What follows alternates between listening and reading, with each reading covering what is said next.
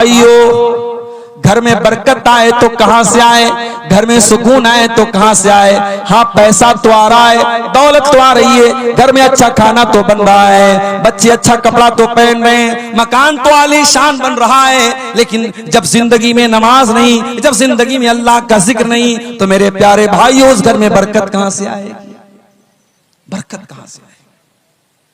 हमारा घर आज मनहूस हो चुका है, माफ कीजिएगा मुझे, मेरे जुमले अगर कड़वे हो तो माफ कीजिएगा मुझे। हमने अपने घरों को मनहूस बना दिया। कोई जमाना था, सुबह नींद खुलती थी, बूढ़ी माँ मुसल्ले पर बैठ के नमाज पढ़ा करती थी, कुरान पढ़ा करती थी। मुसलमान के घर की शुरुआत कुरान से हुआ करती थी, नमाज से हुआ करती थी। आज रात में बिस्तर पे जाने के टाइम भी इंस्टाग्राम के वीडियोस देखे जा रहे हैं, फेसबुक के वीडियोस देखे जा रहे हैं, सुबह उठ करके भी नाच गाना ही देखा जा रहा है। म्यूजिक से शुरुआत हो रही है, म्यूजिक से खात्मा हो रहा है। ये हमारे घरों का हाल है। और घर के गार्जियन का हाल ये, वो घर में टाइम देने को तैयार नहीं है। अपनी जॉब से आने के बाद, अपने काम से आने के बाद जो थोड़ा बहुत टाइम बच्चों के साथ गुजारने का मौका मिलता है, वो टाइम भी आज हम मोबाइल के साथ गुजार रहे हैं। बच्चों के हाथ में उनका अपना मोबाइल है, बाप के हाथ में अपना मोबाइल है, माँ के हाथ में अपना मोबाइल है। आज बच्चों को मोबाइल पाल रहा है, यूट्यूब पाल रहा है। आज बच्चों को माँ बाप नहीं पाल रहे। अरबी का एक शायर कहता है, बड़ी सच्ची बात कहता है, लईसल यतीमु मन इंतहा अबवाहु मिन हम्मिल हयाती व खल्लफाहु जलीला। अरे यतीम वो नहीं है, अनाथ वो नहीं है जिसका बाप उसको छोड़ के चला गया हो, जिसकी माँ उसको छोड़ के चली गई हो। अरे अनाथ तो वो बच्चा है। अरबी का शायर कहता है, इन्नल यतीम हुवल्लज़ी तल्का लहू उम्मन तखल्लत व बम मशगूला। जिसकी माँ के पास अपने बच्चे के लिए फुर्सत ना हो, जिसके बाप के पास अपने बच्चों के लिए समय ना हो। समय निकालो मेरे प्यारे साथ। आइए अल्लाह के नबी की हदीस सुनाता हूं। ये हदीस याद कर लो, पूरी तकरीर का खुलासा इस हदीस के अंदर आज पेश कर रहा हूं। अल्लाह के प्यारे नबी फरमाते हैं, तूबा लिमन मलक लिसानहु व वसियहु बैतुहु व बका अला खतीअतिही। तीन चीजों पर जो अमल करेगा, तीन चीजों को जो अपना लेगा, वो कामयाब हो जाएगा, वो जन्नत में जाएगा। कौन सी तीन चीजें? नंबर एक, मलक लिसानहु, अपनी जबान पर कंट्रोल कर ले, जबान पे कंट्रोल कर ले। झूठ इसी जबान से, गाली गलोच इसी जबान से, गीबत इसी जबान से, चुगली इसी जुबान से, किसी की इज्जत पर हमला इसी जुबान से। जुबान पर कंट्रोल कर लो। दूसरी चीज, वह वसिअहु बैतुहु, आपका घर आपके लिए काफी हो जाए। अपना बिजनेस करने के बाद, अपनी जॉब करने के बाद, अपनी दुकान पर काम पूरा करने के बाद जो बाकी टाइम मिले वो अपने घर को दो, अपने घर वालों को दो। अल्लाह के नबी फरमाते हैं कि उसका घर उसके लिए काफी हो जाए। और तीसरी चीज, वो बकाला खतीयतिही, और वो तन्हाई में, अकेले में अपने गुनाहों पर नदामत के आंसू बहाता हो, रोया करता हो, तौबा करता हो, गिड़गिड़ाता हो। मेरे प्यारे भाइयों, हमने तो रोना भी बंद कर दिया, हमारी आंखें खुश्क हो गई, हमें तो रोना भी नहीं आता। आज हम इतने पत्थर दिल हो चुके हैं कि आज अपनी आंखों से जनाजा देखने के बावजूद, आज जनाजे की नमाज के दौरान और मैयत को दफनाने के दौरान भी हमारे चेहरे पर मुस्कुराहट होती है। हम रोना नहीं चाहते, हम रो नहीं पाते हैं। कुरान कहता है, सुम्मा कसत कुलूबुहुम मिन बादी ज़ालिका फहिय कल हिजारति व अशद्दु क़स्वा। कुछ लोग इतने सख्त हो जाते हैं, उनके दिल इतने कठोर हो जाते हैं कि पत्थर से भी ज्यादा उनके दिल कठोर हो जाते हैं। व इन्न मिनल हिजारति लमा यतफज्जरु मिनहुल अनहार। अरे पत्थर तो कुछ ऐसे भी होते हैं कि पत्थर के अंदर से भी पानी निकलने लगता है, पत्थर फट जाता है और पत्थर से सुराख हो जाता है। लेकिन इंसान का दिल कभी कभी इतना कठोर हो जाता है कि पत्थर से ज्यादा सख्त हो जाता है। हम तो रो नहीं पाते। अल्लाह के नबी ने फरमाया 3 चीजें पैदा कर लो, जबान पर कंट्रोल कर लो, आपका घर आपके लिए काफी हो जाए, और अपने गुनाहों पर आंसू बहाना शुरू कर दो। ये 3 चीजें अगर आपको मिल जाएं, आप कामयाब हो जाएंगे। मेरे प्यारे साथियों, मैं जानता हूं आप बहुत देर से तकरीरें सुन रहे हैं और बहुत अहम टॉपिक लेकर के मैं आपके सामने बैठा हूं। बहुत लंबी बात नहीं करूंगा, बड़ी टू द पॉइंट बातें आपके सामने रखूंगा। कुछ तरीके बताऊंगा, कुछ नुस्खे बताऊंगा, अपने घर को कैसे सुधारा जाए, अपने घर को कैसे संवारा जाए, अपने घर को इस्लामी घर कैसे बनाया जाए। इसी टॉपिक पर कुछ बातें आपके सामने रखूंगा। हम मकान बनाते हैं, मकान में सबसे जरूरी चीज होती है मकान की बुनियाद, फाउंडेशन। बेहतरीन बिल्डिंग खड़ी कर दें, लेकिन अगर बुनियाद कमजोर हो जाए तो आपका मकान कमजोर माना जाएगा और एक दिन धराशायी हो जाएगा, धड़ाम से गिर जाएगा।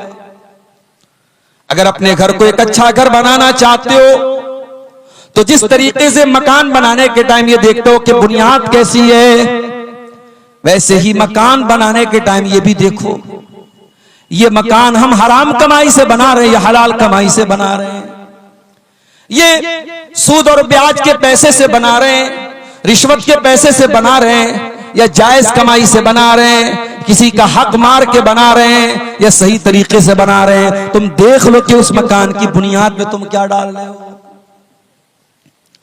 कुरान कहता फमन अस्ससा बुनियानहु अला तक़वा मिनल्लाहि व रिज़वानिन खैरुन अम्मन अस्ससा बुनियानहु अला शफा जुरफिन हारिन फनहार बिही फी नारी जहन्नम।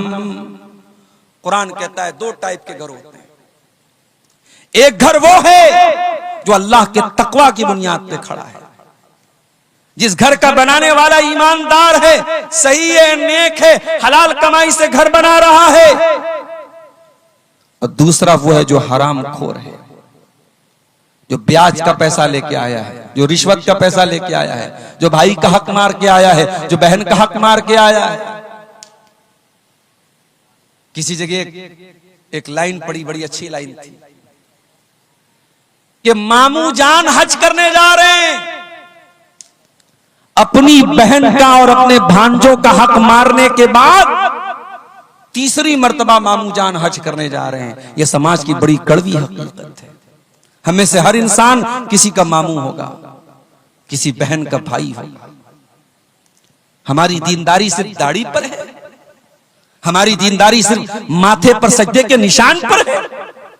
हम बड़े दीनदार बन गए, 5 टाइम के नमाजी बन गए। याद रखो मेरे भाइयों, ये जो मीरास में जिसका जितना हिस्सा है, बेटे का इतना है, बेटी का इतना है, माँ का इतना है, बाप का इतना है, भाई का इतना है, बहन का इतना है, ये किसी मुफ्ती का फतवे से नहीं बना है। ये अब्दुल गफ्फार सलफी साहब ने, ये तौहीद आलम साहब ने, या कोई फला आलिम साहब ने अपने घर से ये मसला नहीं बनाया है। तो कुरान की आयतें हैं, अल्लाह का बनाया हुआ कानून।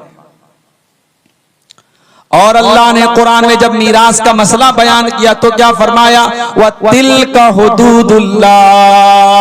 मेरे बंदो, हम जो मीरास का कानून बता रहे हैं ये अल्लाह की बनाई हुई बॉर्डर है। जिस तरीके से इंडिया और बांग्लादेश की बॉर्डर पर आप देख लीजिए बीएसएफ के सिपाही तैनात रहते हैं, जो ये देखते रहते हैं कि कोई बांग्लादेशी इंडिया में ना जाए, और बांग्लादेश के फौजी ये देखते हैं कि कोई इंडिया का आदमी बांग्लादेश में इनवैलिड तरीके से ना जा सके। कुरान क्या कह रहा है, व तिल्का हुदूदुल्लाह। हमने जो ये कानून बनाया है ये हमारी बनाई हुई बॉर्डर है, ये हमारा बनाया हुआ कानून है, ये हमारी बनाई हुई लिमिट्स है। जो इनको क्रॉस करेगा वो बर्बाद हो जाएगा, वो जहन्नम की आग में जलेगा। मकान आप बना रहे हैं, लेकिन पैसा कहां से लाया? आप इमारत की बुनियाद क्या रख रहे हैं? बेईमानी पर तो नहीं है, चोरी पर तो नहीं है, और सूदखोरी पर तो नहीं है, रिश्वत पर तो नहीं है। बुनियाद किस चीज पर है? अल्लाह फरमाता है कि ऐ मेरे बंदो, एक इंसान अपने मकान को अल्लाह के तकवा और उसकी रजा की बुनियाद पे खड़ा कर रहा है, और दूसरा इंसान किसी गड्ढे के किनारे अपने मकान को बना रहा है और हराम तरीके से अपने मकान को बना रहा है। फन्हार बिही फी नारी जहन्नम, और एक दिन आएगा उसका मकान गिर जाएगा और उसको जहन्नम में लेकर के चला जाएगा। बच्चों से प्यार करते हो ना? अगर बच्चों से प्यार करते हो तो कभी हराम कमाई मत खिलाना अपने बच्चों, कम खिला देना। 2 रोटी कम खाएगा आपका बच्चा, कुछ कमजोर रहेगा चलेगा, कुछ दुबला पतला रहेगा चलेगा। हराम की कमाई अपने बच्चों को मत खिलाना मेरे प्यारे साथी। अल्लाह के प्यारे नबी फरमाते हैं, जो जिस्म हराम कमाई से परवरिश पाएगा फन्नारु औला बिही, वो जहन्नम की आग में जलेगा। अरे हम तो अपने बच्चों से इतना प्यार करते हैं, कभी कभी मेरे साथ ऐसा हुआ, मैं सफर में हूं, घर से बीवी का फोन आया, किसी बच्चे को चोट लग गई, किसी बच्चे को चोट लगी, वीडियो कॉल से मैंने देखा। मैं बिहार में बैठा हूं, मैं यहां से कुछ नहीं कर सकता, वहां बच्चे को चोट लगी है। बाप होने के नाते मेरा दिल तड़प जाता है, और अगर बच्चों को ऐसी चोट लग जाए कि बच्चों का खून निकलने लगे तो इंसान बेकरार हो जाता है। अपने बच्चों को हम जर्रा बराबर दुख और तकलीफ में नहीं देख सकते मेरे प्यारे साथियों। हम जहन्नम की आग में अपने बच्चों को कैसे जलना पसंद करेंगे? इसीलिए अल्लाह के नबी फरमा रहे हैं, जो हराम कमाई अपने बच्चों को खिलाएगा, जो जिस्म हराम कमाई से परवरिश पाएगा, फन्नारु औला बिही, वो जिस्म जहन्नम की आग में जलेगा।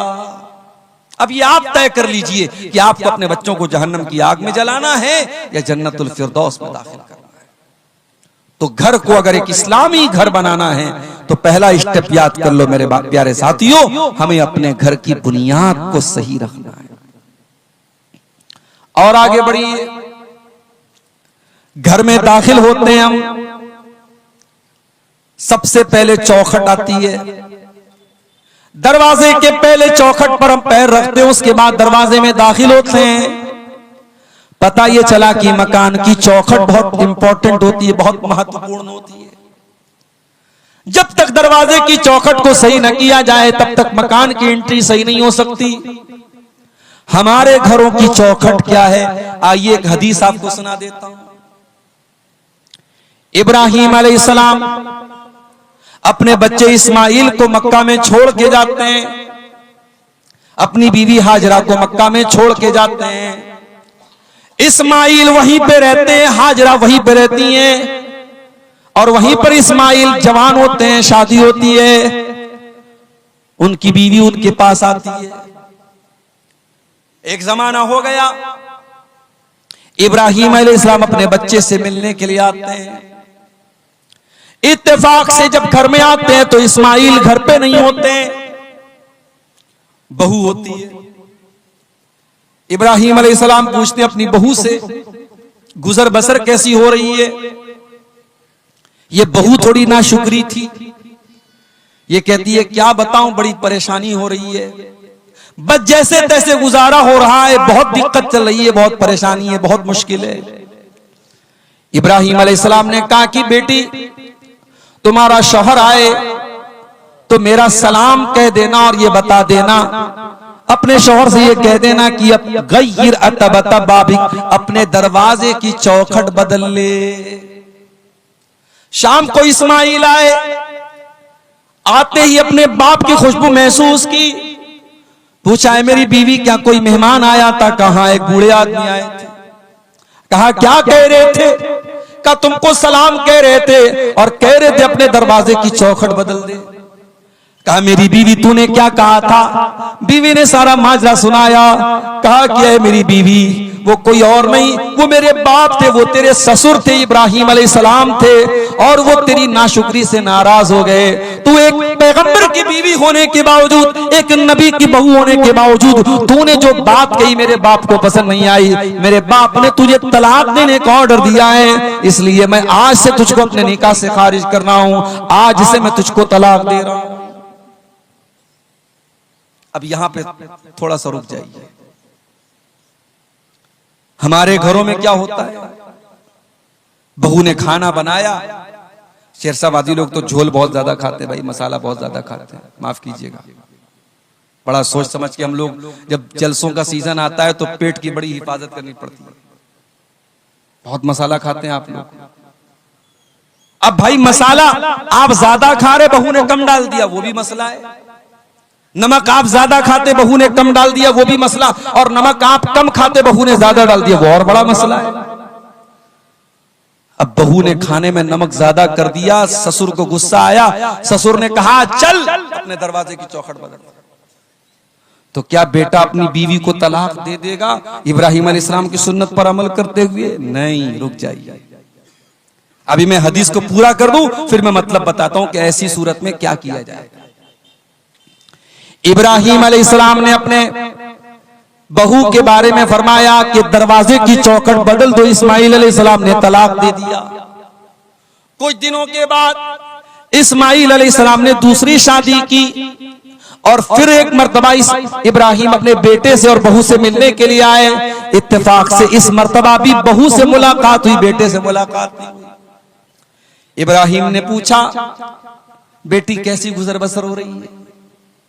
बहू ये दीनदार थी, नेक थी, अल्लाह वाली थी। इसने कहा बहुत अल्लाह का शुक्र है, अल्लाह जिस हाल में रखे अल्लाह का बहुत करम है, बहुत आराम से गुजर बसर हो रही है। कहा बेटी तेरा शौहर आए तो मेरा सलाम कह देना और कह देना सब भी ताता बता बाबिक, दरवाजे की चौखट बहुत अच्छी है, इस चौखट की हिफाजत करना। शाम हुई, इस्माइल आए, बाप की खुशबू महसूस की। बीवी से पूछा क्या कोई आया था? कहा कि हाँ एक बड़े मियाँ एक बूढ़े मियाँ आए थे। कहा क्या कह रहे थे? कहा मुझसे हाल चाल पूछ रहे थे और जब मैंने अल्लाह का शुक्र अदा किया तो ये कह के गए हैं कि अपने शौहर को मेरा सलाम सुना देना और कह देना कि दरवाजे की चौखट की हिफाजत करें। कहा है मेरी बीवी वो कोई और नहीं तेरे ससुर थे, मेरे बाप इब्राहिम अलैहिस्सलाम थे और उन्होंने तुम्हें पसंद किया है, तुम्हारी बात उनको पसंद आई है और उन्होंने कहा है कि मैं तुमको अपने निकाह में बरकरार रखूं। हदीस आपको मैंने सुना दी, बुखारी की हदीस है। इस हदीस से दो बात पता चली। पहली बात यह पता चली कि घर के अंदर दरवाजे की चौखट का अगर दर्जा किसी को हासिल है तो यह औरत को हासिल है।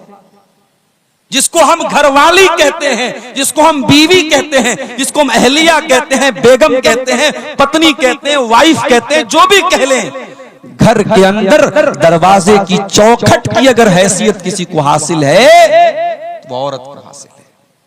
पता ये चला अगर औरत गड़बड़ है तो इसका मतलब कि दरवाजे की चौखट गड़बड़ है, और जब दरवाजे की चौखट गड़बड़ है इसका मतलब कि दरवाजे की एंट्री गड़बड़ है, दरवाजे में आप सही तरीके से दाखिल नहीं हो सकते।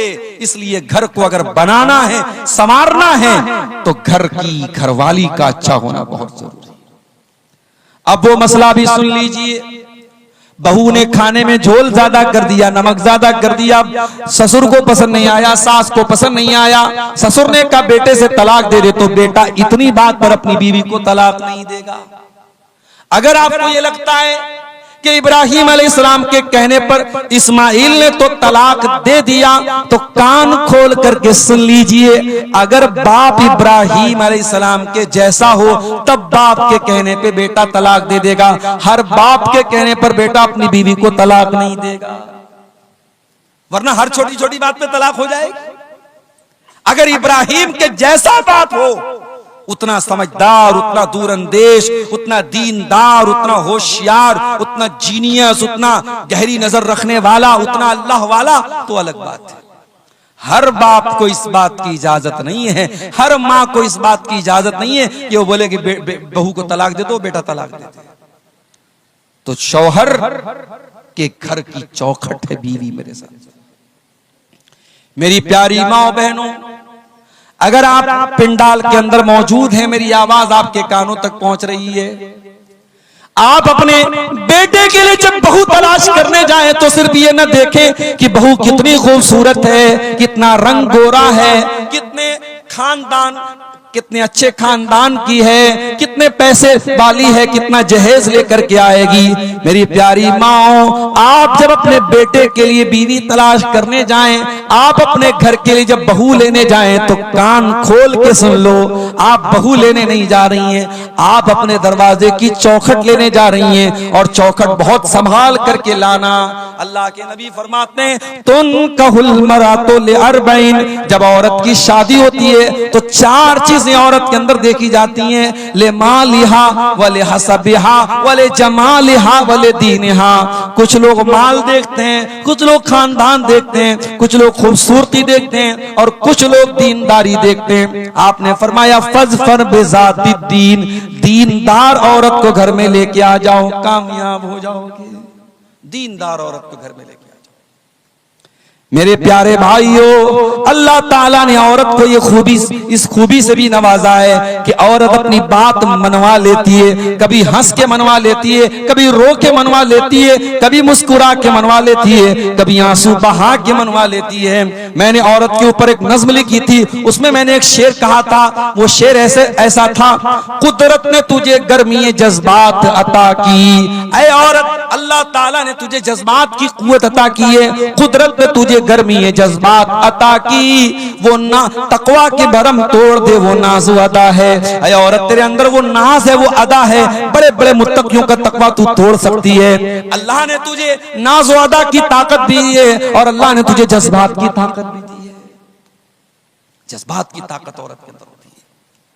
फिरौन बहुत बड़ा जालिम था, किसी की बात नहीं सुनता था, बच्चों को कत्ल करवाने का ऑर्डर दिया था उसने। मगर जब अपनी बीवी उसकी जब बच्चा लेकर के आती है, जो मूसा अलैहिस्सलाम की शक्ल में वो बच्चा जब हजरत आसिया की गोद में पहुंचता है, फिरौन की बीवी की गोद में, और फिरौन की बीवी अपने शौहर से कहती है, ला तक़तुलूहु असा अन यनफ़ाना औ नत्तख़िज़हु वलदा। ऐ मेरे सरताज, देखिए कितना खूबसूरत बच्चा है, कितना प्यारा बच्चा है, हम इस बच्चे को कत्ल न कीजिए, हम इस बच्चे को अपना बेटा बना लेंगे, अपना बेटा बना करके पालेंगे। अच्छा, फिरौन को कोई बेटा नहीं था। फिरौन अपने आप को खुदा कहता था, रब कहता था, भगवान कहता था, गॉड कहता था, और फिरौन अपनी बीवी को बेटा नहीं दे सका।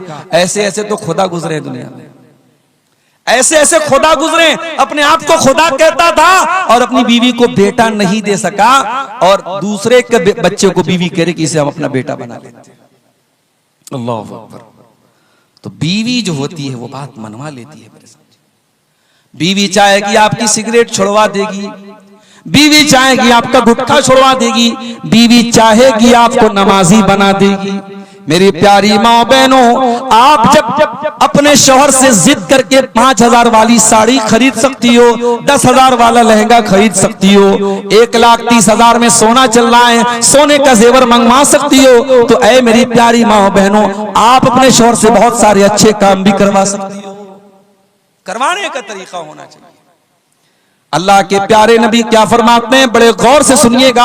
अल्लाह के नबी सल्लल्लाहु अलैहि वसल्लम फरमाते हैं, रहीमल्लाहु रजुलन काम मिनल लैल। अल्लाह ताला रहम नाजिल फरमाए, अल्लाह ताला रहमत नाजिल फरमाए उस आदमी के ऊपर जो रात में उठ करके तहज्जुद की नमाज पढ़ता है, वह आई कज़म रात, और अपनी बीवी को भी उठाता है, और बीवी अगर उठने से इनकार कर देती है तो बीवी के चेहरे पर पानी डाल के उठाता है हिम्मत बीवी के चेहरे पे पानी डालने की?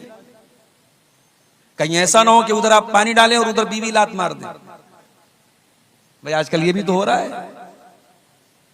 बीवी से पंगा लेने की किसमें हिम्मत है भाई? दुनिया में सबसे पंगा ले सकते, बीवी से नहीं ले सकते। वो एक लतीफा है, एक आदमी की बीवी बहुत शक करती थी उसके ऊपर, बड़ा परेशान रहता था। महीने में 2-4 दिन मायके जाती थी, उसमें भी फोन पर फोन करती रहती थी, कहाँ हैं आप, क्या कर रहे हैं आप? डर था कि कहीं किसी दूसरी औरत के साथ तो नहीं है। एक मर्तबा मायके गई, बच्चे को छोड़ के गई थी, बच्चा भी छोड़ के गई थी कि नजर रखे अपने बाप के ऊपर। मायके जाके फोन कर रही है शौहर को, कहाँ हैं आप? शौहर कह रहा कहाँ रहूंगा, घर पर हूं भाई, तुम्हारी इजाजत के बगैर कहाँ जा सकता हूं? कहा अच्छा घर पे हो, जाओ किचन में जाओ, किचन में जाओ और मिक्सर की आवाज मुझे सुना करके बताओ कि तुम घर में हो। शौहर ने मिक्सर की आवाज सुना दी, घर की आवाज आई। बीवी ने कहा अच्छा चलो भाई तसल्ली हो गई। दूसरे दिन फिर फोन किया बीवी ने, कहां हैं आप? शौहर ने कहा अरे बेगम मैं कहां रहूंगा, घर पर हूं। चलिए मिक्सर की आवाज सुनाइए। शौहर ने फिर मिक्सर चालू करके सुना दिया, घर की आवाज आई। तीसरे दिन बीवी ने कहा इतना शरीफ मेरा शौहर कब से हो गया, रोजाना मैं फोन कर रही हूं मुझे मिक्सर की आवाज सुना दे रहा है। तीसरे दिन बीवी सरप्राइज देने के लिए अचानक घर में आ गई। घर में आई तो शौहर गायब, बच्चा खेल रहा था। बच्चे से पूछा अरे तेरा बाप कहां है? कहा वो तो मिक्सर लेके गायब है 2 दिन से। तो कहते हैं कि अगर शौहर से बीवी शेर है तो शौहर सवा शेर भी बन सकता है। भाई तुम्हें सारा दिमाग तुम्ही को है थोड़ी, हमको भी तो थोड़ा बहुत दिमाग है। तो आप ये याद रखिए मेरे प्यारे साथियों कि घर के अंदर जब तक एक नेक घर वाली नहीं आएगी, घर का माहौल अच्छा नहीं हो सकता है। अल्लाह के नबी फरमाते हैं अल्लाह ताला रहमत नाजिल फरमाए उस आदमी के ऊपर जो रात में उठ करके तहज्जुद की नमाज पढ़ता है और अपनी बीवी को भी उठाता है। वह रहीमल्लाहु इम्रातन क़ामत मिनल लैल, और अल्लाह ताला ऐसी औरत के ऊपर रहमत नाजिल फरमाए जो रात में उठ करके तहज्जुद की नमाज पढ़ती है। वह अयक़ज़त ज़ौजहा, और अपने शौहर को भी उठाती है, और शौहर अगर इनकार कर दे तो शौहर के चेहरे पर पानी छिड़क करके उठाती है।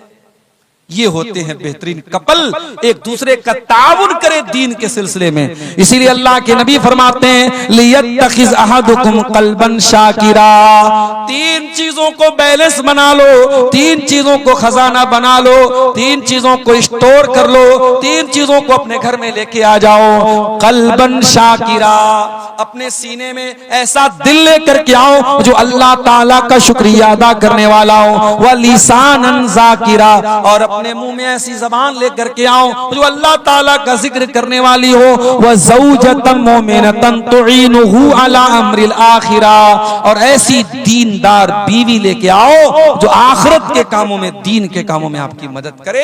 ऐसी बीवी अगर आपके घर में आ जाएगी, घर को जन्नत बना देगी। और आगे बढ़ी, घर को अगर जन्नत बनाना है तो बहुत जरूरी काम क्या करना है हमको? घर को अल्लाह के जिक्र से आबाद करना है।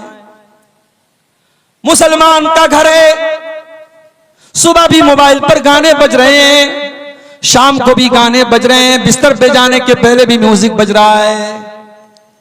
मुसलमान का घर है, 24 घंटे में कोई एक मर्तबा अल्लाह का नाम लेने वाला नहीं है। नेताओं के भाषण तो सुने जा रहे हैं, राजनेताओं की तकरीरें तो बजाई जा रही हैं, अल्लाह रसूल की बातें घर में कोई सुनने वाला नहीं है। गांव में जलसा होता है, उस घर का कोई आदमी जलसे में जाने को तैयार नहीं है। तकरीरों से बोर होने वाला परिवार है, ना शौहर को तकरीरों से इंटरेस्ट है, ना बीवी को तकरीरों से इंटरेस्ट है। एक आदमी घर में अल्लाह का जिक्र करने वाला, अल्लाह का नाम लेने वाला तक नहीं। मेरे प्यारे भाइयों, ऐसे घर को अल्लाह के नबी ने मुर्दा करार दिया। आपने फरमाया मसलुल बैतिल्लज़ी युज़करुल्लाहु फीही वल बैतिल्लज़ी ला युज़करुल्लाहु फीही, जिस घर में अल्लाह का नाम लिया जाए वो घर जिंदा है, और जिस घर में अल्लाह का नाम न लिया जाए वो घर मुर्दा है। वो घर मुर्दा है, अल्लाह के नबी ने उसको मुर्दा करार दिया है। अपने घर को जिंदा करो मेरे भाइयों, अल्लाह के जिक्र से आबाद करो।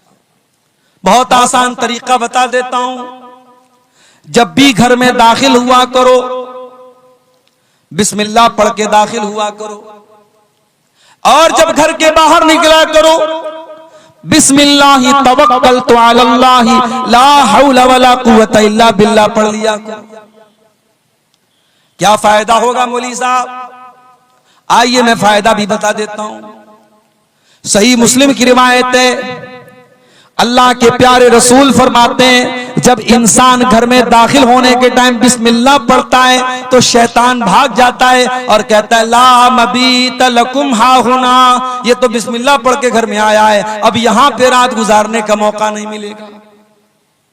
जब इंसान रात में डिनर करने के टाइम, खाना खाने के टाइम अल्लाह का नाम लेता है, बिस्मिल्लाह पढ़ता है, तो शैतान कहता है ला मबीत लकुम वला अशाहा होना, ना तो यहां पे रात गुजारने का मौका मिलेगा, ना डिनर करने का मौका मिलेगा। जब आप खाने पर बिस्मिल्लाह नहीं पढ़ते हैं तो आपके खाने को शैतान भी खाता है, खाने की बरकत खत्म हो जाती है। तो घर में जब दाखिल हो तब बिस्मिल्लाह पढ़ें, और जब खाना खाने लगे तब बिस्मिल्लाह पढ़ें। और जब रात हो जाए, मगरिब की अजान हो जाए, तो अल्लाह के नबी ने फरमाया जब सूरज डूब जाए, जब मगरिब का टाइम हो जाए, फकुफ्फू सिबियानकुम, तो अपने छोटे बच्चों को घर के अंदर ले आओ। मगरिब के टाइम अपने छोटे बच्चों को बाहर मत भेजो। फइन्न शयातीन तंतशिरु हीन इज़िन, उस वक्त शैतान घूमते रहते हैं। मगरिब के टाइम अपने बच्चों को बाहर मत भेजिए, सूरज डूबने के टाइम। और आपने आगे फरमाया जब रात में चिराग की बत्ती बुझाओ तो बिस्मिल्लाह पढ़ के बुझाओ। बर्तन को खुला मत रखो, बर्तन को ढांक दो, बिस्मिल्लाह पढ़ के ढांक दो। दरवाजे की कुंडी लगाओ तो बिस्मिल्लाह पढ़ के कुंडी लगाओ। इसलिए कि जो अल्लाह के नाम से जो चीज क्लोज कर दी जाए, जो चीज बंद कर दी जाए, शैतान उसको ओपन नहीं कर सकता, शैतान उसको खोल नहीं सकता। अल्लाह का नाम लेके आप दरवाजे को बंद कीजिए। ये बहुत आसान तरीका मैंने आपको बताया है अल्लाह के जिक्र से घर को आबाद करने का। और जब आप घर के बाहर निकलें, बिस्मिल्लाहि तवक्कलतु अलल्लाहि ला हौला वला कुव्वता इल्ला बिल्लाह पढ़ लें। ये दुआ जब आप पढ़ के निकलेंगे, शैतान आपके करीब नहीं आएगा, फरिश्ता आपकी हिफाजत करेगा। फरिश्ता आपसे कहेगा कद वकीता, आपको अल्लाह ताला की तरफ से बचा लिया गया। आप इतनी प्यारी दुआ पढ़ करके घर से निकले।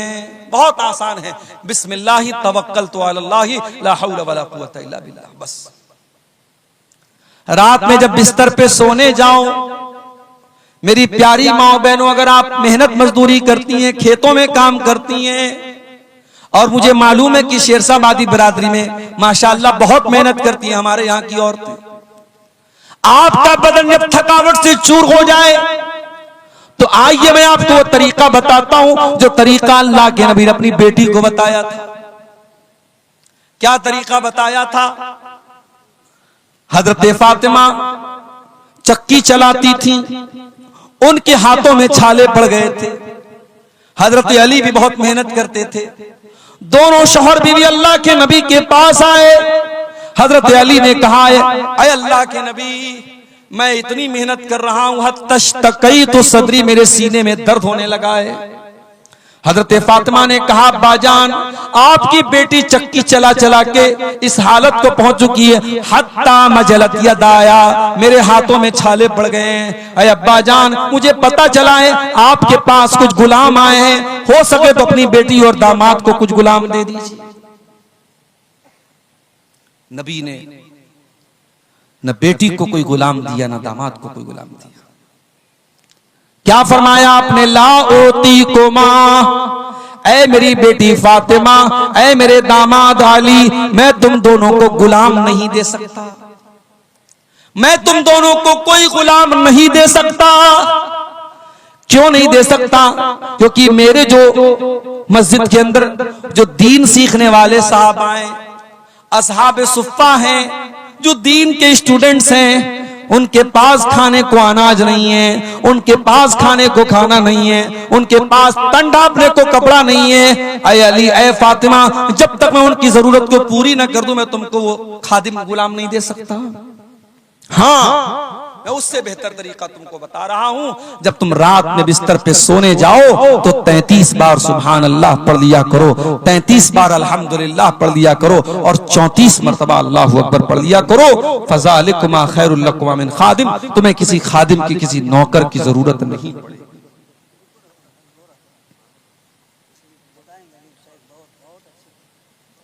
मेरे भाइयों, नबी ने अपनी बेटी और दामाद को परेशानी के बावजूद गुलाम नहीं दिया। नबी ने तस्बीह सिखाई है, और हजरत अली कहते हैं कि ये तस्बीह जब जिस दिन से नबी ने मुझको सिखाई है, उस दिन से लेकर के जब तक मैं जिंदा हूं, ये तस्बीह कभी मैंने छोड़ी नहीं है।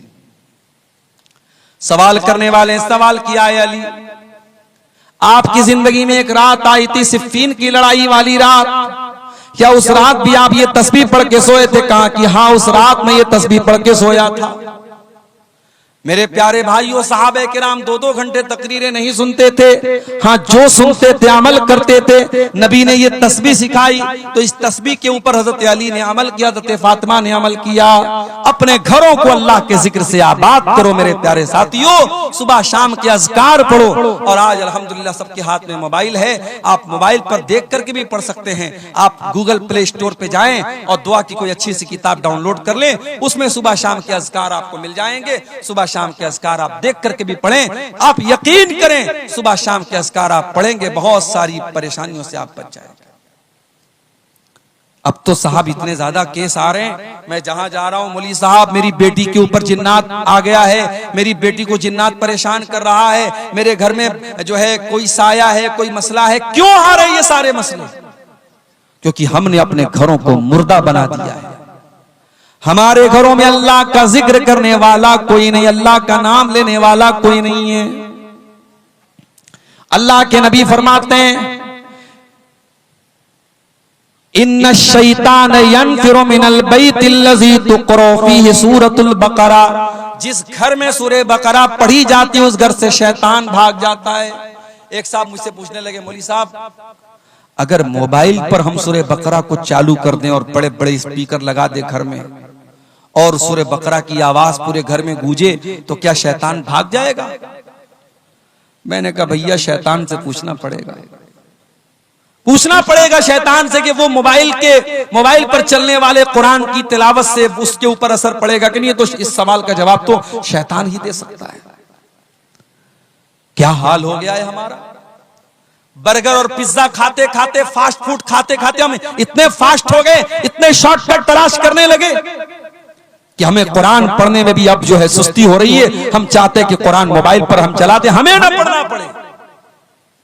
बनारस में एक हमारे दोस्त हैं, हाफिज कुरान हैं, उन्होंने कहा मौलवी साहब एक आदमी अपने घर में हमको बुला रहा है, 40 दिन तक सूरह बकरा पढ़ने के लिए कह रहा है और मुझको 5000 रुपया देगा। मैंने कहा खबरदार मत जाना वहां पे। मैंने कहा कुरान पढ़ने से शैतान भागता है, हदीस में आया है, मगर किराया दे करके किसी दूसरे को पढ़वा करके शैतान नहीं भागेगा, ये हदीस में नहीं आया। आपको खुद कुरान पढ़ना है।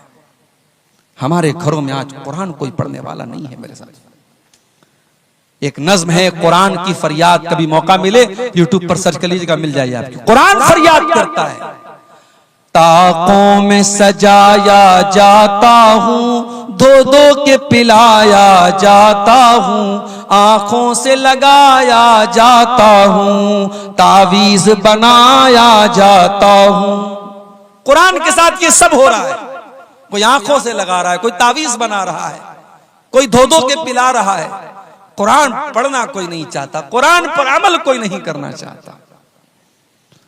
अल्लाह के नबी फरमाते हैं, मसलुल बैतिल्लज़ी युज़करुल्लाहु फ़ीही वल बैतिल्लज़ी ला युज़करुल्लाहु फ़ीही। जिस घर में अल्लाह का नाम लिया जाए वो घर जिंदा है, और जिस घर में अल्लाह का नाम न लिया जाए वो घर मुर्दा है। मैं आपको 1400 साल पीछे लेके चलता हूं। नबी की मस्जिद में चलिए, किबला की तरफ खड़े हो जाइए, आपके लेफ्ट साइड में कुछ कमरे मिलेंगे। ये छोटे छोटे कमरे हैं, मिट्टी का फर्श है, कच्ची ईंटों की दीवार है और खजूर के तने का पिलर है और खजूर की टहनियों का छप्पर है। इन कमरों में टाइल्स नहीं लगा है, इन कमरों में मार्बल नहीं लगा है, इन कमरों में सीमेंट की दीवार नहीं है, इन कमरों में कोई पेंट नहीं हुआ है। मगर अल्लाह की कसम ये कमरे बड़े बरकत वाले हैं। इन कमरों में जनाबे मुहम्मदुर रसूलुल्लाह सल्लल्लाहु अलैहि वसल्लम रहते हैं। इन कमरों में इस उम्मत की माएँ रहती हैं। इन कमरों में नबी अकरम की बीवियां रहती हैं। ये कमरे कितने ऊंचे हैं। सईद इब्ने मुसय्यब कहते हैं, मैं उस्माने गनी के दौर में नबी के कमरे में गया, मैंने हाथ उठाया, मेरा हाथ मकान की छत में टच हो गया। यानी छत भी बहुत ज्यादा ऊंची नहीं थी। और कमरे का स्पेस कितना था, कमरे का क्षेत्रफल कितना था, कितना बड़ा कमरा था। इतना बड़ा कमरा था, कि अल्लाह के प्यारे नबी जब तहज्जुद की नमाज पढ़ा करते थे तो सजदे में जाने के टाइम हजरत आयशा को अपना पैर हटाना पड़ता था। यानी उस कमरे में इतनी गुंजाइश भी नहीं थी कि हजरत आयशा लेटी हो और अल्लाह के प्यारे नबी आराम से सजदा कर सकें। ये छोटे छोटे कमरे थे मेरे प्यारे साथी, कमरे छोटे थे लेकिन इन कमरों में कुरान उतरता था, इन कमरों में बरकत उतरती थी, इन कमरों में नूर उतरता था, इन कमरों में अल्लाह के प्यारे नबी रहा करते थे, इन कमरों में रात में कुरान पढ़ा जाता था, तहज्जुद पढ़ी जाती थी, अल्लाह के नबी रातों को रोया करते थे। सलाम उस पर जो उम्मत के लिए रातों को रोता था, सलाम उस पर जो फर्शे खाक पर जाड़े में सोता था, सलाम उस पर के जिसके घर में चांदी थी न सोना था, सलाम उस पर के टूटा बोरिया जिसका बिछौना था। उस नबी ने हमको बताया कि मकान में बरकत अल्लाह को याद करने से आती है, मकान को आलीशान बनाने से मकान खूबसूरत नहीं होता है मेरे साथी। और आगे बढ़िए, घर को अगर दीनदारी वाला घर बनाना है, इस्लामी घर बनाना है, घर के हर फर्द को नमाजी बनना पड़ेगा। माँ भी नमाजी हो, बाप भी नमाजी हो, भाई भी नमाजी हो, बेटा भी नमाजी हो।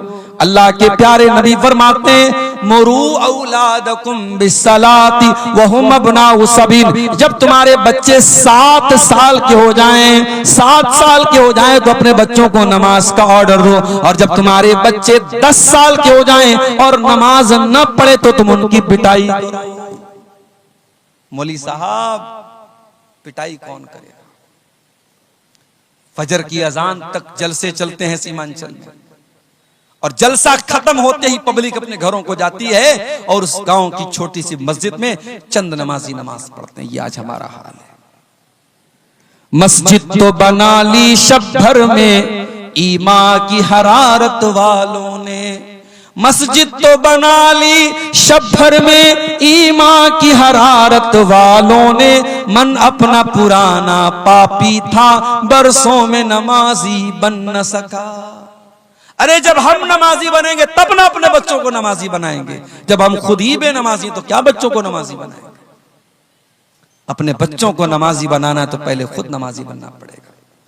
कुरान कहता है वअमुर अहलका बिस्सलाति वस्तबिर अलैहा, ऐ मेरे नबी नमाज का अपने घर वालों को हुक्म दीजिए और खुद भी नमाज की पाबंदी कीजिए। ला नसअलुका रिज़्क़ा, और ऐ नमाज पढ़ने वाले तेरी नमाज से तेरी रोजी रोटी पर कोई फर्क नहीं पड़ेगा, तेरी रोजी में कोई कमी नहीं आएगी। हम तुझसे तेरी रोजी नहीं मांगते, हम तो खुद तुझको रोजी देते हैं।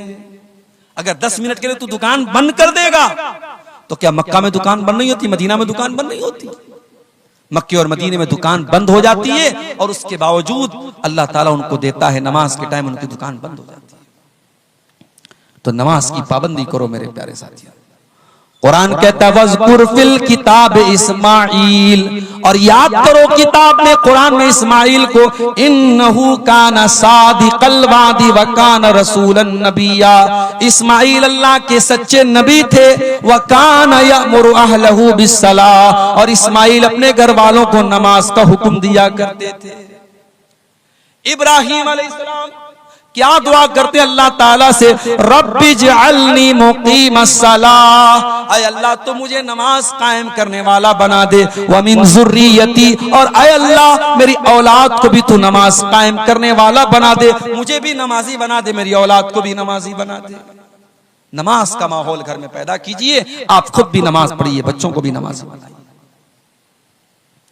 हजरत अब्दुल्लाह बिन मसूद रज़ी अल्लाह तआला अन्हु रात में तहज्जुद की नमाज पढ़ रहे हैं, और तहज्जुद की नमाज पढ़ते हुए कुरान का 16वां पारा वो पढ़ रहे थे, और 16वें पारे की आयत उनकी नजरों से गुजरी। जब हजरत मूसा अलैहिस्सलाम और हजरत खजीर अलैहिस्सलाम दोनों जा रहे थे और एक मकान की दीवार गिरने वाली थी, कुरान कहता है हजरत खजीर ने उस मकान की दीवार को ठीक कर दिया। गांव वाले बड़े कंजूस थे, उन लोगों ने इन दोनों लोगों को खाना तक नहीं खिलाया था, और जब दीवार गिरने लगी तो हजरत खजीर ने दीवार को ठीक कर दिया। हजरत मूसा अलैहिस्सलाम ने फरमाया लौ शीता लत्तखस्ता अलैहि अजरा, ऐ खजिर आपको दीवार फ्री में नहीं ठीक करना चाहिए था, जब इतने बदतमीज गांव वाले थे तो पैसा लेके ये काम करना चाहिए था। हजरत खजिर ने क्या जवाब दिया? फरमाया व अम्मल जिदारु फकान लिगुलामैन यतीमैन फिल मदीनति व कान तहतहु कंजुल लहुमा। ऐ मूसा, वो दीवार दो यतीम बच्चों के मकान की दीवार थी, उस मकान में दो यतीम बच्चे रहा करते थे, दीवार गिर जाती, उन बच्चों का खजाना जो बाप ने मरने के पहले दफनाया था वो खजाना गांव वाले लूट के चले जाते। अल्लाह ने मुझको हुक्म दिया कि मैं उन बच्चों का खजाना लूटने न दूं, डूबने न दूं। पता ये चला बाप अगर नेक है तो बाप के मरने के बाद भी अल्लाह ताला यतीम बच्चों को बाप की दौलत और बाप का खजाना देगा, अल्लाह ताला बच्चों को महरूम नहीं करेगा। जब हजरत अब्दुल्लाह बिन मसूद कुरान की आयत पढ़ने लगे, रोने लगे, तहज्जुद की नमाज का सलाम फेरा, उनका छोटा बच्चा वहीं पे सो रहा था, अपने बच्चे को देख करके रोते हुए कहने लगे मिन अजलिका या बुनैया, ऐ मेरे बच्चे तेरा बाप तेरे लिए तहज्जुद की नमाज पढ़ रहा है, आज मैं तहज्जुद पढ़ रहा हूं, कल तुझे फायदा मिलेगा।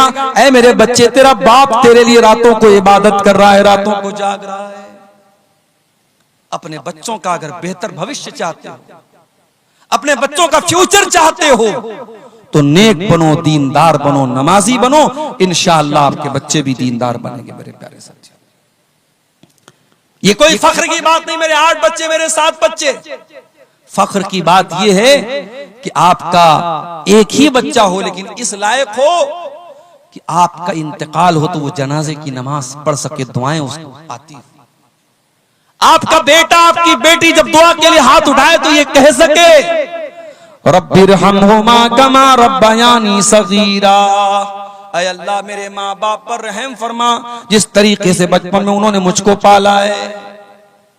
तो ये बहुत जरूरी चीज है मेरे प्यारे साथियों कि हम घर में नमाज का माहौल पैदा करें। और आगे बढ़िए, घर को अगर एक दीनदारी वाला घर बनाना चाहते हैं तो जैसे मोबाइल में जब वायरस ज्यादा हो जाए तो हम दुकानदार के पास जाते हैं, लो भाई देखो मेरे मोबाइल में क्या हो गया है, तो दुकानदार कहता है कि भाई साहब आपके मोबाइल में वायरस आ गया है, क्या करना पड़ेगा, इसमें एंटी वायरस डालना पड़ेगा, इसकी मोबाइल की मेमोरी को क्लीन करना पड़ेगा, मेमोरी से बहुत सारी चीजों को डिलीट करना पड़ेगा। अगर घर को दीनदारी वाला घर बनाना चाहते हो तो 5 चीजों को डिलीट कर दो अपने घर से, 5 चीजों को डिलीट कर दो, निकाल दो अपने घर से। नंबर 1, अपने घर से तस्वीरों को निकाल दो। ला तदखुलुल मलाइकतु बैतन फीहि कल्बुन वला सूरा, अल्लाह की रहमत के फरिश्ते उस घर में नहीं आते जिस घर में कुत्ता हो या जिस घर में तस्वीर हो। मौली साहब कैमरा तो सबके हाथ में इस वक्त है, अब तो हम लोग तकरीर करने जाते हैं तो लोग कहते हैं मौली साहब एक सेल्फी ले लो, सेल्फी विद सेल्फी। तो कैमरे की तस्वीरें तो आज मेरी भी मौजूद हैं सोशल मीडिया पर, और आप कह रहे हैं कि अल्लाह की रहमत के फरिश्ते नहीं आते जिस घर में तस्वीर हो।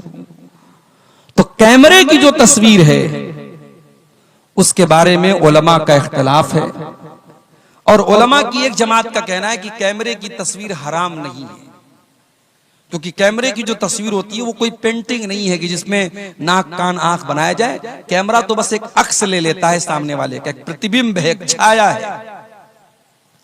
और हदीस में जिस तस्वीर को हराम कहा गया है वो तस्वीर वो है जिसमें हम नाक का नाक पूरा बनाते हो।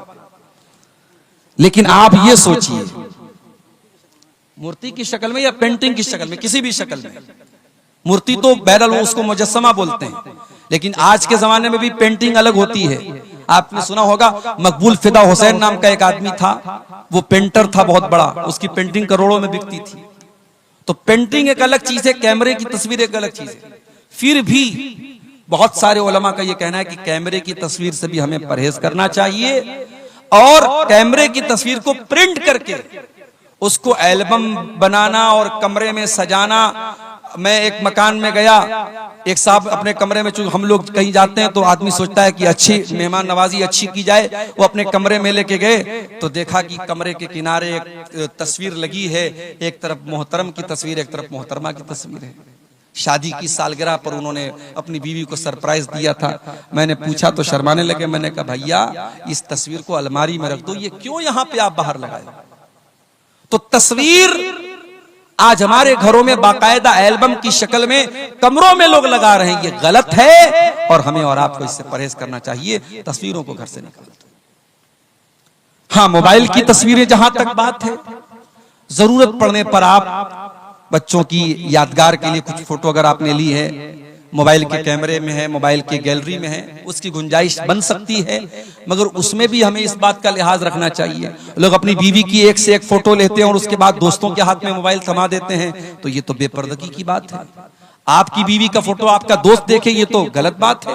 इसलिए हमें और आपको अगर कैमरे में, हमारे मोबाइल में पर्सनल तस्वीरें, हमारी बीवी की तस्वीरें हैं, जवान बेटे की तस्वीरें हैं, घर की औरतों की तस्वीरें हैं, तो उनको हमें बहुत एहतियात के साथ यूज करना चाहिए कि कहीं बेपर्दगी ना हो। दूसरी चीज जिसको घर से निकालना है, घर के अंदर कोई तावीज नहीं होना चाहिए। बाज घरों में आप दाखिल होइए, मकान में दाखिल होने के साथ साथ ही एक पर्ची लटकी रहती है, उस पर लिखा रहता दुकान और मकान की खैर व बरकत के लिए, और नीचे उल्टी सीधी गिनतियां लिखी रहती है 420 9 2 11। देखा कि नहीं आपने? कहीं कहीं दुकानों पे लगा रहता है, मकान पे लिखा रहता है। मुझे ये बात समझ में नहीं आती कि ये गिनती लिखने से शैतान कैसे भागेगा। भाई आप दुनिया में किसी का नाम लेने के बजाय गिनती लेके बुलाएं, ए भाई 72 इधर आओ, ए भाई 78 इधर आओ, नाराज हो जाएगा। भाई मेरा नाम 72 थोड़ी है। आप बिस्मिल्लाहिर्रहमानिर्रहीम के बजाय 786 लिख रहे हैं, आप मोहम्मद सल्लल्लाहु अलैहि वसल्लम के बजाय 92 लिख रहे हैं। आपने गिनती बना के रखी है। ये इस्लाम का तसव्वुर नहीं है मेरे प्यारे साथियों। और ये भी सुन लीजिए कि घर में कुरान की आयतों को लटकाने से भी बरकत नहीं आएगी। डॉक्टर आपको दवा देता है पीने के लिए, घर में आप आने के बाद सिरप को गले में नहीं लटकाते, टैबलेट को गले में नहीं लटकाते, टैबलेट को पीते हैं, सिरप को पीते हैं। उसी तरीके से कुरान को पढ़ने से शिफा मिलती है, कुरान को पढ़ने से बरकत आती है, कुरान लटकाने से बरकत नहीं आती है। बड़ा सख्त फतवा है उलमा का। बाज लोग क्या करते हैं, मकान के दरवाजे पे बड़े बड़े अक्षरों में लिखते हाजा मिन फजल रब्बी। हराम कमाई के पैसा से घर बनाए और हाजा मिन फजल रब्बी लिखते हो, बेहुदा है। सूद ब्याज के पैसे से मकान बनाया है और सामने क्या लिखा, हाजा मिन फजल रब्बी। तेरे हाजा मिन फजल रब्बी लिखने से तेरा मकान ठीक हो जाएगा। और घर में लोग डेकोरेशन के लिए आयतल कुर्सी लगा रहे हैं, ला इलाहा इल्लल्लाह मुहम्मद रसूलुल्लाह लिख रहे हैं। नहीं लिखना चाहिए।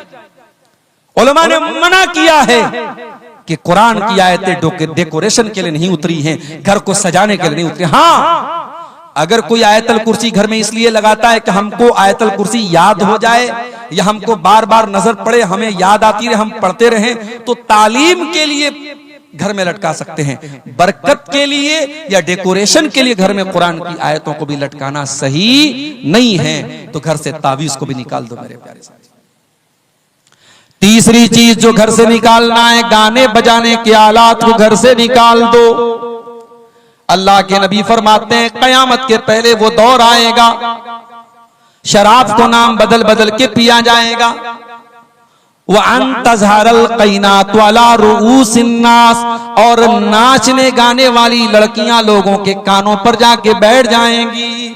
जब नबी ने सहाबा को यह हदीस सुनाई होगी, सहाबा को समझ में नहीं आई होगी। आज हेडफोन लगाने वालों को यह हदीस समझ में आ जाएगी, आज एयरपॉड लगाने वालों को यह हदीस समझ में आ जाएगी। बाइक चला रहा है, मस्त बना हुआ है, गाना सुन रहा है, फेवरेट अपना बॉलीवुड का गाना सुन रहा है, सामने से ट्रैक्टर ने मारा, तेरी रूह परवाज हो गई, तेरी जान निकल गई, तो गाना सुनते हुए दुनिया से गया है। और कयामत के जब तू उठेगा तो वही गाना सुनते हुए तू कयामत के उठेगा। जिस हाल में इंसान मरेगा उसी हाल में कयामत के दिन उठाया जाएगा।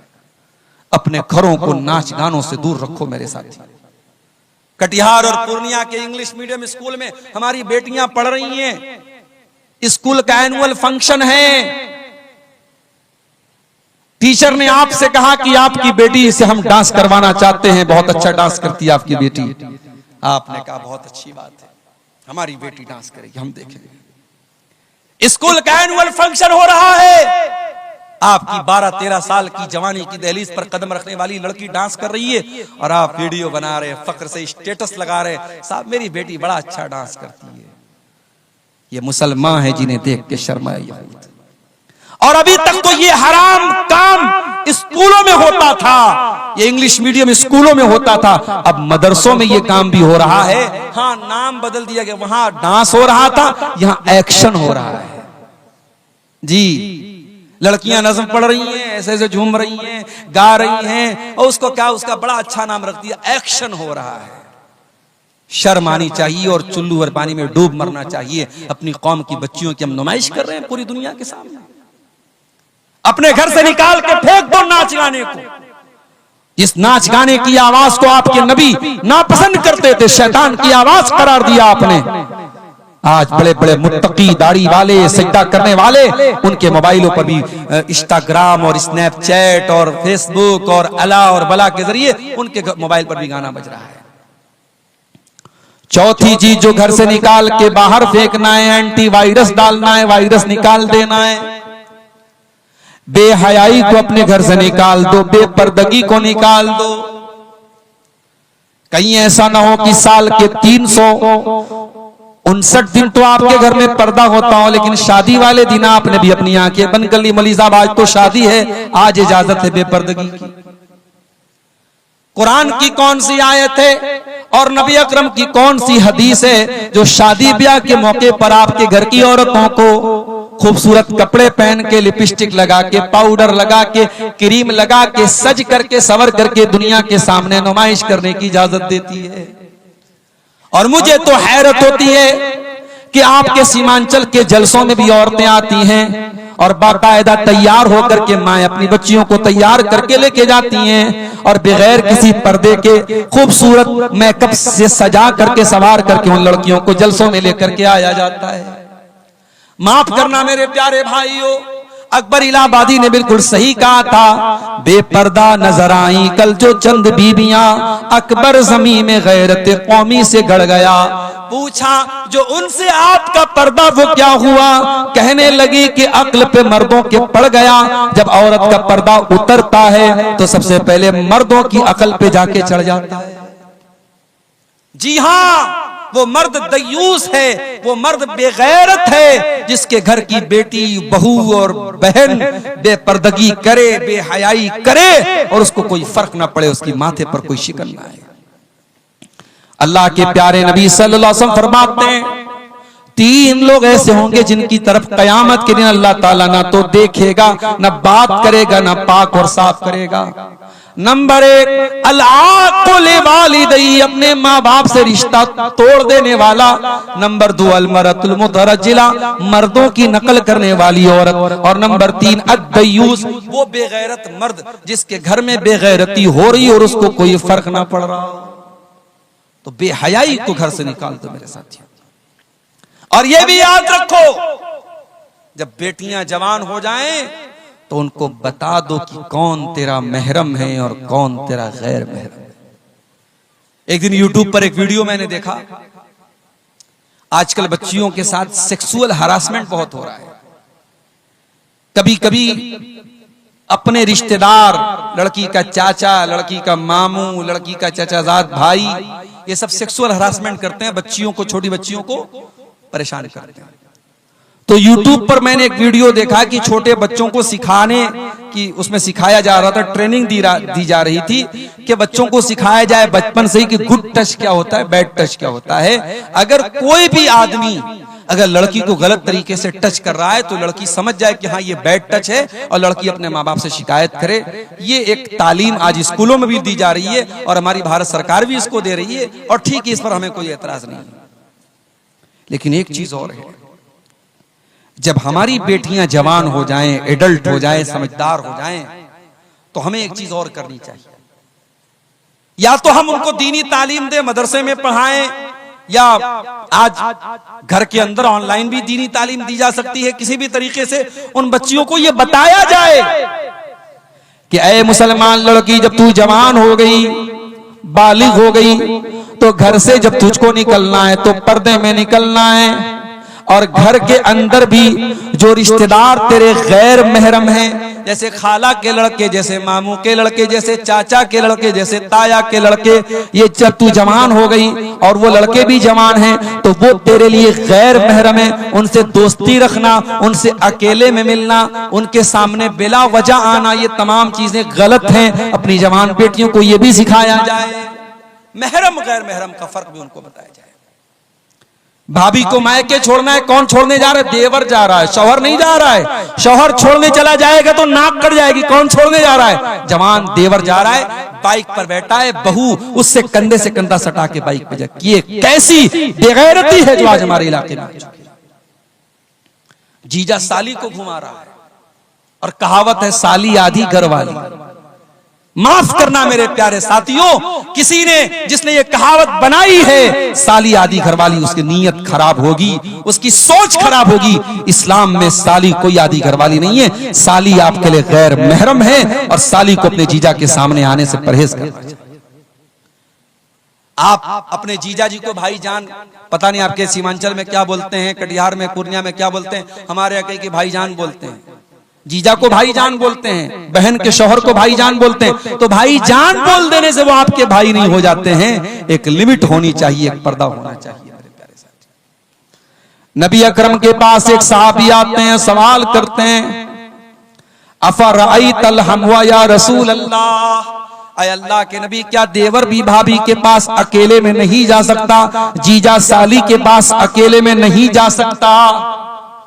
आज आपके बनारस के करीब में मऊ में जानता हूं, मुबारकपुर में जानता हूं, आजमगढ़ में जानता हूं, आपके सीमांचल के भी बहुत सारे इलाकों में ये चीज मिल जाएगी। शौहर बाहर कमाने गया है, ज्वाइंट फैमिली सिस्टम है, बीवी उसी फैमिली में रहती है, देवरों के साथ, जेठों के साथ, ज्वाइंट फैमिली सिस्टम में शौहर दूर रह रहा है, परदेश में रह रहा है और उसकी जवान बीवी उसी घर में रह रही है। देवरों और जेठों के बीच में कोई पर्दा नहीं है। हम क्या कर रहे हैं? हम फितनों को हवा दे रहे हैं। हम अपने घर में बदकारी को दावत दे रहे हैं कि आओ, और घर में बदकारी और ज़िनाकारी को फरोग दे दो। मेरे प्यारे साथियों, नबी ने फरमाया देवर अपनी भाभी के लिए मौत है, जीजा अपनी साली के लिए मौत है। महरम और गैर महरम का फर्क भी हमारे घर में होना चाहिए। अगर ये फर्क नहीं है तो इस बेहयाई को अपने घर से निकाल दो। अब एक आखिरी चीज हम बयान करके फिर कुछ सवालात हमारे सामने आए, उन सवालों का जवाब देकर हम बात खत्म करेंगे। घर को अगर आप एक दीनदार घर बनाना चाहते हैं तो एक बहुत जरूरी चीज ये भी है कि आप अपने दस्तरखान पे किसको दावत दें। शराबियों को तो अपने घर में नहीं बुला रहे हैं, जानियों को तो अपने घर में नहीं बुला रहे हैं। अल्लाह के प्यारे नबी फरमाते ला याकुल तामक इल्ला तकी, तुम्हारे दस्तरखान पे मुत्तकी लोगों को खाना खाना चाहिए। दावत दो तो मुत्तकी नेक लोगों को दो, बेनमाजियों को, हराम खोरों को, रिश्वत खोरों को, सूद खोरों को, शराबियों को, जानियों को मत दावत दो। अपने दस्तरखान पे नेक और दीनदार लोगों को दावत दो। अपने घरों में दीनदार लोगों को एंट्री दो। याद करो हजरत नूह अलैहिस्सलाम की दुआ। हजरत नूह अलैहिस्सलाम ने क्या दुआ की थी? रब्बिग़फिरली वलिवालिदैया वलिमन दखल बैतिया मुमिनन वलिल मुमिनीन वल मुमिनात।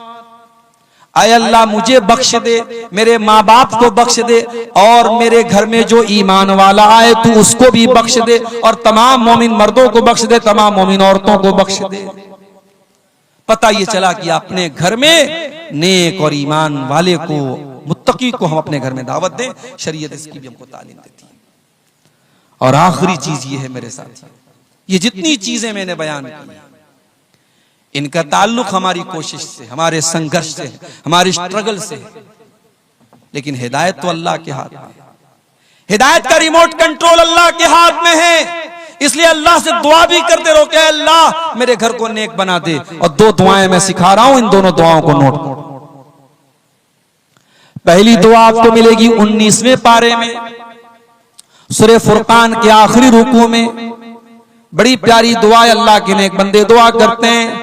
रब्बना हब लना मिन अज़वाजिना व ज़ुर्रिय्यातिना क़ुर्रता आयुन वजअलना लिलमुत्तक़ीना इमामा। ऐ परवरदिगार, हमारे बीवी बच्चों को हमारी आंखों की ठंडक बना दे और हमें मुत्तकियों का इमाम बना दे। बड़ी प्यारी दुआ है, इस दुआ को पढ़ा करो मेरे साथ। और दूसरी दुआ कुरान के 26वें पारे में शुरू में है, सूरह अहकाफ में, जब इंसान 40 साल का हो जाए तो ये दुआ पढ़े। 40 साल का जब इंसान हो जाता है ना तो मैच्योर हो जाता है, और जो 40 साल में भी न सुधरे वो कब्र में जाने तक भी नहीं सुधरेगा। ये बात नोट करो। बुरी आदतें जो छूटने वाली होती है 40 साल तक छूट जाती हैं, और जो बुरी आदतें 40 साल तक ना छूटे वो 70 साल में भी नहीं छूटती। कुछ बूढ़ों को देखो, 70 साल के बूढ़े हैं, चौराहों पर बैठे हैं और उनकी आंखें जो हैं इधर उधर घूम रही हैं। वो जवानी की शरारतें, बुढ़ापे में हाथों में जुम्बिश नहीं, पैरों में ताकत नहीं, मगर वो शरारतें बुढ़ापे में भी जिंदा रहती हैं बास बूढ़ों के अंदर। तो 40 साल इंसानी जिंदगी का बड़ा अहम पॉइंट है।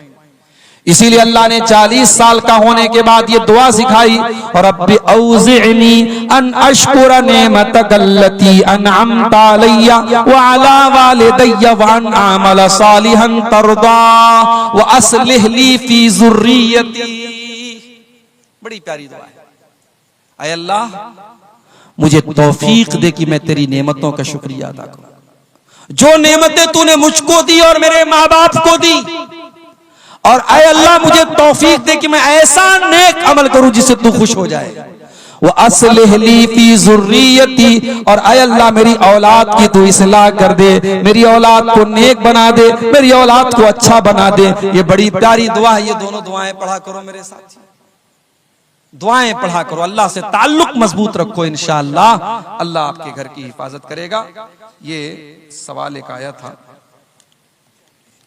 हमारे गांव की जुमा की मस्जिद में औरत की जगह है, तो क्या औरत जुमा की नमाज मर्दों के साथ पढ़ सकती है?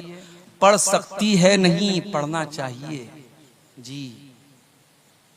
आपके समाज में जो अज्ञानता है, जो जहालत है, जो मुसलमान लड़कियां आज गैर मुस्लिमों के साथ भाग रही हैं, मुर्तद हो रही हैं, उसकी बहुत बड़ी वजह हमारी कौम की लड़कियों और औरतों को दीन की तालीम नहीं है, ये वजह है। और जुमा की नमाज में अगर पर्दे का अरेंजमेंट है तो आप औरतों के लिए बिल्कुल इंतजाम कीजिए। मैं झारखंड में बाज़ इलाकों में गया और बाकायदा मैंने वहां जुमा के खुतबे में तकरीर में कहा कि आप अपनी औरतों का इंतजाम कीजिए, और अल्हम्दुलिल्लाह मेरे कहने का उन लोगों ने उनके ऊपर असर भी हुआ और वहां औरतों का सिलसिला शुरू हुआ। हाँ, औरतें जुमा में आएंगी, पर्दे के साथ आएंगी, पर्दे का लिहाज रखेंगी, औरतों की एंट्री अलग हो, उनका दरवाजा अलग हो, पर्दे का पूरा इंतजाम हो, मर्दों की नजर औरतों पर न पड़ती हो।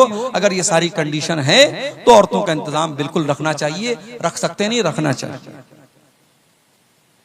मजहब इस्लाम में बच्चा बंद करना जायज नहीं है, लेकिन ज्यादा बच्चे होने पर हम तालीम नहीं दे पा रहे हैं, इन हालात में हम क्या करें? देखिए, ये बहुत अहम सवाल है आज के दौर में, जिसको हम मुहज्जब अल्फाज में कह सकते हैं, फैमिली प्लानिंग की इस्लाम में क्या हैसियत है। तो देखिए, फैमिली प्लानिंग की दो शक्लें। एक शक्ल ये है कि दो बच्चे हो गए, शौहर ने नसबंदी करा ली, बीवी ने नसबंदी करा ली, बीवी ने ऑपरेशन करा लिया, हमेशा हमेशा के लिए औलाद का सिलसिला बंद कर दिया गया। तो ये चीज जायज नहीं है।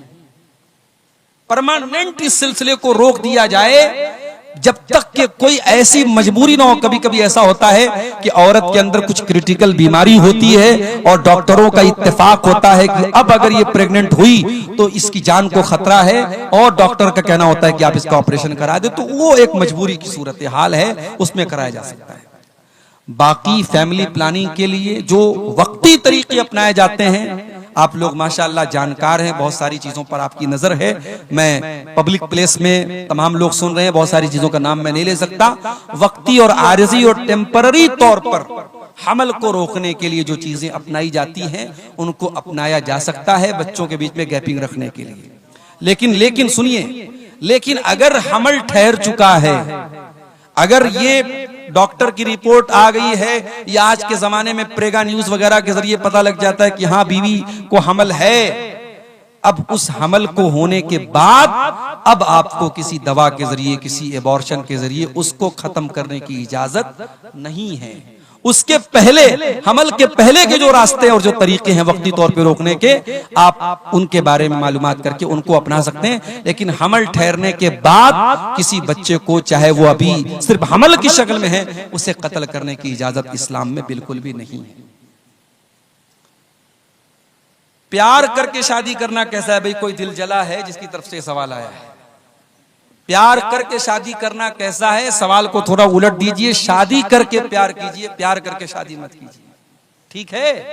प्यार करके शादी करना ये इस्लाम का तरीका नहीं। हाँ, आज का दौर है, आपके खानदान की कोई लड़की है, बहुत खूबसूरत है, आपको पसंद है, आप जो जायज तरीका है अपने माँ बाप को भेजिए कि भाई लड़की दीनदार, सिर्फ खूबसूरती को मेयार ना बनाइए। अगर लड़की दीनदार भी है, खूबसूरत भी है, आप रिश्ते का पैगाम भेज दीजिए, शादी कर लीजिए। लेकिन ये कोई तरीका नहीं हुआ कि आप मोबाइल नंबर हासिल करें, चैटिंग करें।